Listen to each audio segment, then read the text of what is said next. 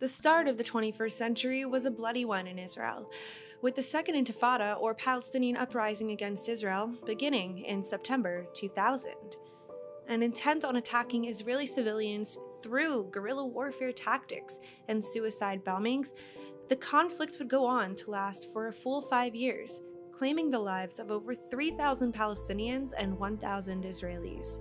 But 20 years now passed since the conflict began. Where do Israelis and Palestinians fall on the topic of regional peace? Well, Palestinians are seemingly most conflicted. Through violence resistance, non-violence resistance, violence versus non-violence. Friends saying, oh, we should do violence resistance. Friends saying, no, we should just stand peacefully. We should try to coexist.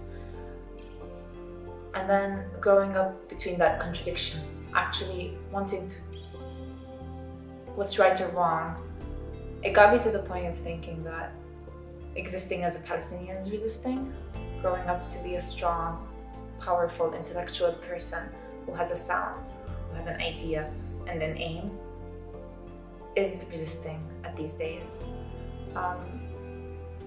It stopped being just going against the occupation, but focusing on ourselves a lot.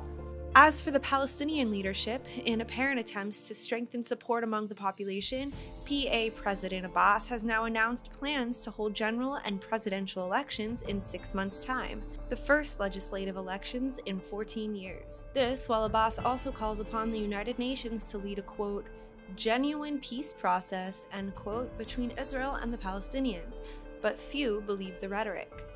Israelis, on the other hand, mostly remember the roughly 10,000 armed Palestinian attacks, which shook daily life in the Jewish state for half a decade during the Intifada.